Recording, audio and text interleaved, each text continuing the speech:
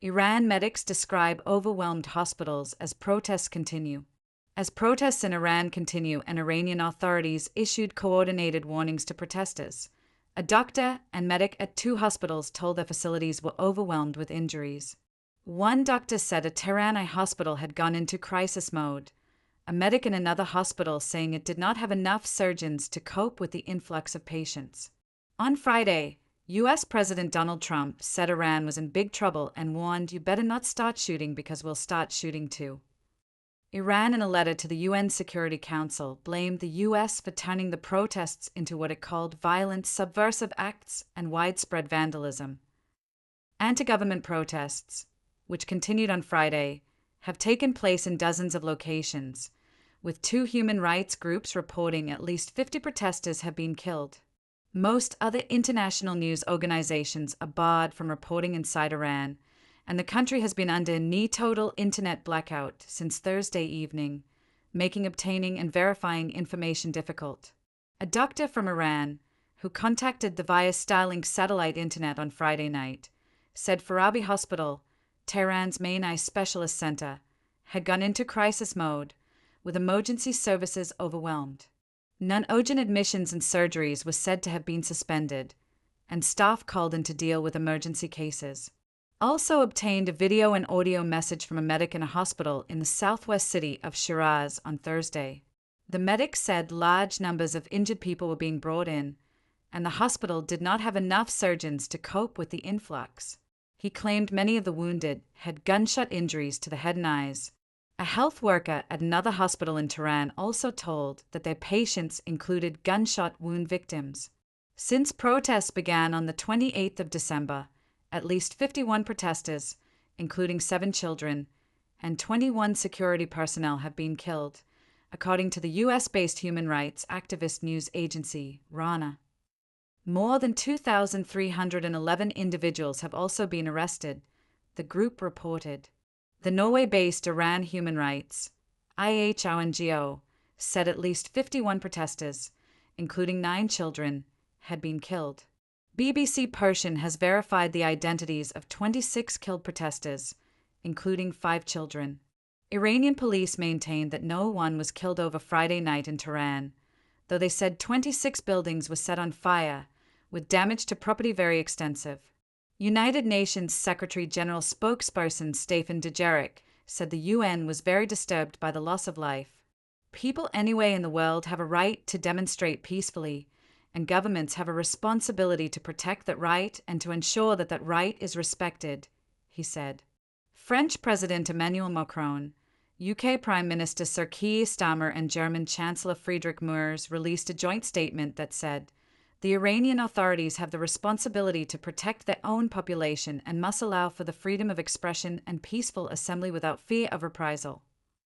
Iran's Supreme Leader Ayatollah Ali Khamenei remained defiant in a televised address on Friday, saying, "The Islamic Republic came to power through the blood of several 100,000 honorable people, and it will not back down in the face of those who deny this."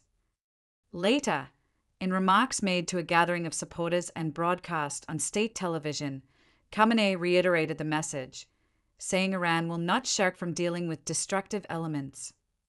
By contrast, the son of Iran's last Shah, Reza Pahlavi, described the protests on Friday as magnificent and urged Iranians to stage further targeted protests over the weekend. "Our goal is no longer just to take to the streets. The goal is to prepare to seize and hold city centers," Pahlavi said in a video message on social media. Pahlavi, who is based in the U.S., said he was preparing to return to the country. Former British ambassador to Iran, Sir Simon Gass, told we really shouldn't get too ahead of ourselves when discussing regime change. He said the lack of organized opposition within Iran means that people do not have anyone to coalesce around who presents an alternative to the regime as it stands. He added, however, that these protests are different to previous ones, which are bringing in a much wider movement of protesters than we've tended to see in the past, triggered by ordinary people finding it almost impossible to make ends meet because of the disaster to the economy. At the White House on Friday, Trump said his administration was watching the situation in Iran carefully. It looks to me that the people are taking over certain cities that nobody thought were really possible just a few weeks ago, he said. He echoed earlier warnings to Iran's leadership, saying, "We will be hitting them very hard where it hurts." He added that any U.S. involvement did not mean boots on the ground. On Thursday, Trump said he would hit them very hard if they start killing people. Later on Friday, the U.S. said Iran's foreign minister was delusional after he accused Israel and Washington of fueling the protests. This statement reflects a delusional attempt to deflect from the massive challenges the Iranian regime faces at home, a U.S. State Department spokesperson said in response to the comments by Foreign Minister Abbas Araghchi. Early on Saturday, U.S. Secretary of State Marco Rubio posted on X, "The United States supports the brave people of Iran." Iranian political activist Taghi Rahmani, who spent 14 years in prison in Iran and whose wife, Nobel Peace Prize winner Narges Mohammadi, was rearrested in December, told the Today program he was dubious of American support. "We believe foreign intervention will make the opposition dependent," he said. "When the opposition is dependent, you have to sacrifice national interests for that government. This will not be acceptable for the Iranian people." The Iranian security and judicial authorities had issued a series of coordinated warnings to protesters on Friday, hardening their rhetoric and echoing an earlier message of no leniency by Iran's top security body, the Supreme National Security Council. Iran's National Security Council said decisive and necessary legal action will be taken against protesters, which it described as armed vandals. The intelligence arm of Iran's Islamic Revolution Guard Corps, IRGC, said it would not tolerate what it described as terrorist acts, asserting that it would continue its operations until the complete defeat of the enemy's plan.